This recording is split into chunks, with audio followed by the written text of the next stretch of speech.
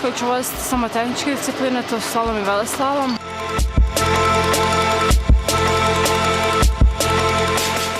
Pripreme za utrku u St. Moritzu su počele još u toku ljetnog perioda, znači negdje sredinom prošle godine.